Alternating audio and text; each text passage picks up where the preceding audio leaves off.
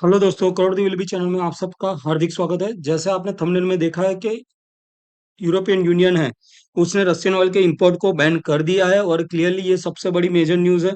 और इसके ऊपर भी और दो न्यूज़ है, मैं आपको कंटिन्यूअसली पूरे वीडियो में बताता रहूंगा, क्योंकि ये तीनों न्यूज़ न्यूज़ जो है वो इंडियन स्टॉक मार्केट में काफ़ी इम्पैक्ट करेगी और इंडियन स्टॉक मार्केट में काफ़ी उथल-पुथल मचा देगी। तो कल का जो सेशन रहेगा उसमें ये तीनों न्यूज़ काफ़ी इम्पैक्ट करेगी। अगर आपको लग रहा है कि मैं कुछ यूज़फुल इन्फॉर्मेशन दे रहा हूँ, तो आप ये चैनल को सब्सक्राइब कर दीजिए, क्योंकि हर एक वीडियो आपको तुरंत नोटिफ़िकेशन आ जाएगा और आपसे कोई भी वीडियो मिस नहीं होगा। तो please subscribe this channel first, right? तो अभी जो फर्स्ट न्यूज़ है, रशियन ऑयल बैन, तो उससे रिलायंस इंडस्ट्रीज़ को काफ़ी लॉस हुआ है। उसने 66,000 करोड़ का लॉस किया है और शेयर 3% डाउन हो चुका है।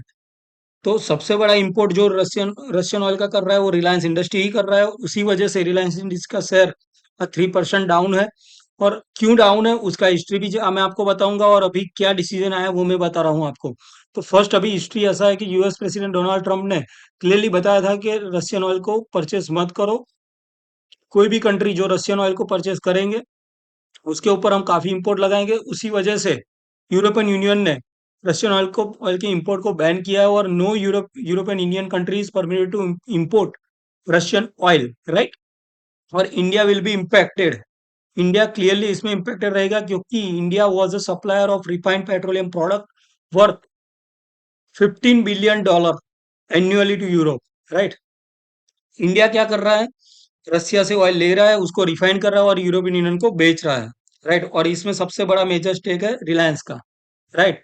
तो इंडिया में जो ऑयल आके रिफाइन हो रहा था और वो फिर वापस यूरोपियन यूनियन में बेच रहे थे, वो काफी सारा इम्पैक्ट होगा। और इसी वजह से मेजर इम्पैक्ट इंडियन इकोनॉमी पे आएगा, इंडियन स्टॉक मार्केट पे आएगा। ये आपको हिस्ट्री पता होनी चाहिए, ऐसे ही हवा में बात करना नहीं जरूरी है। आपको डिटेल पता होनी चाहिए कि इसका व्यू क्या है, राइट? बैकग्राउंड क्या है वो क्लियरली पता होना चाहिए। और इसका भी आगे क्या होगा वो आप थर्ड पैराग्राफ में पढ़िए। Due to fall the shares of Reliance industry the market cap of company was decline. और कितना डिक्लाइन हुआ?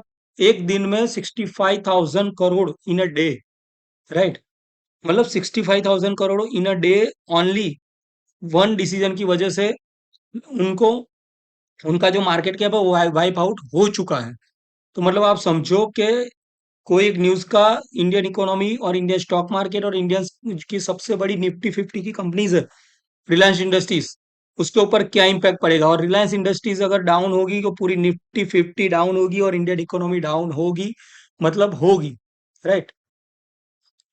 दूसरा, ये आपको क्यों दिखा रहे हैं तारीख पे तारीख? इसका दिखाने का मतलब क्या है? हम लास्ट, मतलब पकड़ने जाओ 6 महीने से ये बंदे को देख रहे हैं। ये बंदा क्या कर रहा है? टैरिफ लगा रहा है, वापस खींच रहा है, उसको पॉज कर रहा है और नई डेडलाइन दे रहा है और नए नम मतलब तारीख दे रहा है। तो बंदा करेगा क्या? यही करेगा, तारीख पे तारीख। क्योंकि ये बंदा कोई एक डिसीजन लेगा नहीं, और उसी वजह से काफी वर्ल्ड की कंट्रीज के मार्केट को इफेक्ट हो रहा है। और ये सबसे बड़ा मतलब इफेक्ट हो रहा है।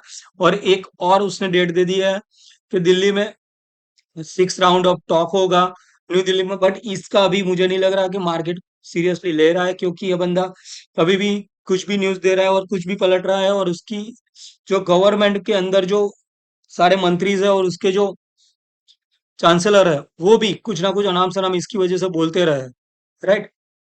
तो इसका काफी इम्पैक्ट नहीं रहेगा। ये जब तक फुल प्रूफ डिसीजन नहीं आएगा तब तक ये अनसर्टेनिटी रहेगी, और ये अनसर्टेनिटी पूरे मार्केट को नेगेटिव ले जाएगी, राइट? और ये स्टेटमेंट क्लियरली उसके यूएस सेनेटर ने डाल दिया है। ये मतलब यूएस सेनेटर ने क्लियरली बोल दिया है, Trump will cross economy of India, China and Brazil, तीनों बड़ी कंट्री है, उसको उसकी इकोनॉमी को क्रॉस कर देंगे ओवर रशियन ऑयल इंपोर्ट। उसने क्लियरली बोला है कि रशियन ऑयल इंपोर्ट बंद कर दो। उसी वजह से तीन इकोनॉमी, इंडिया, चाइना और ब्राजील को सबसे बड़ा इफेक्ट होगा और सबसे बड़ा प्रॉब्लम होगा, और उसकी मार्केट की अब तक काफी धुलाई होगी ये तीनों कंट्री कंट्री की। तो आप कंप्लीटली मतलब वॉच करिए, अभी अननेसेसरी डिसीजन मत लेना। अपने जो फाइनेंशियल एडवाइजर है उसकी सलाह लेके ही आप इन्वेस्टिंग या ट्रेडिंग करना, राइट? बट सबसे बड़ा इकोनॉमी में अभी मुझे लग रहा है कि इम्पैक्ट आएगा इस न्यूज का, राइट? और ये तीनों कंट्रीज में होगा, इंडिया, चाइना और ब्राजील, राइट? क्या किसकी वजह से? तो रशियन ऑयल की वजह से। एक और न्यूज, ये जो हमारे वाइस प्रेसिडेंट है उन्होंने आज रिजाइन दे दिया है। वो इनिशियली मतलब तुरंत ही आज ये न्यूज़ आ चुका है, उसका कोई पहले से प्रिडिक्शन नहीं था और ये आ चुका है। इसके रिज़ाइन के पीछे भी कुछ ना कुछ बड़ा रीज़न है, वैसा सब ऑपोजिशन बता रहे हैं और इसका इफ़ेक्ट भी आ सकता है क्योंकि पॉलिटिकल अनसर्टेनिटी भी मार्केट को पसंद नहीं है, राइट? तो ये भी एक बड़ा पॉइंट है क्योंकि हर तरह से मार्केट में इम्पैक्ट आता है। तो पॉलिटिकल अनसर्टेनिटी अगर कुछ इसके रेजिग्नेशन के पीछे अगर कुछ बड़ा कारण आया या बड़ा रीजन आया या फिर कुछ खुद की पार्टी के सामने कुछ बोल दिया तो मतलब ये मार्केट के लिए अच्छा न्यूज नहीं होगा, राइट?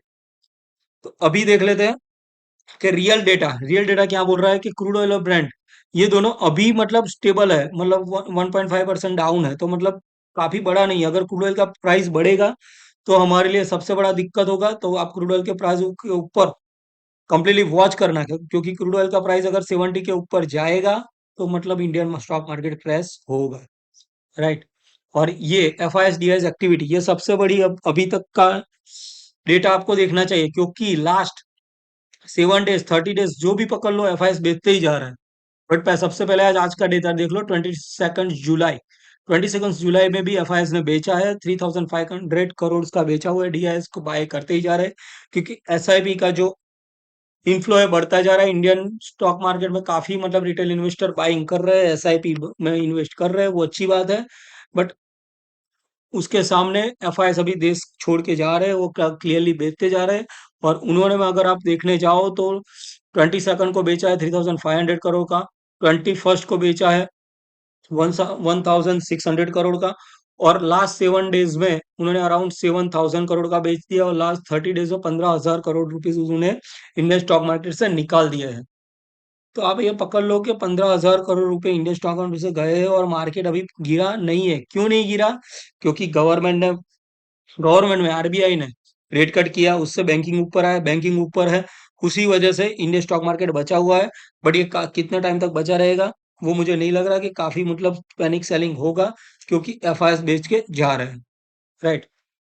अभी इसके बाद यूएस स्टॉक मार्केट अभी क्या कर रहा है आज का, तो उन्होंने क्लियरली अभी फ्लैट ही है, और बट सबसे बड़ा जो एनवीडिया है वो डाउन है 1.5%।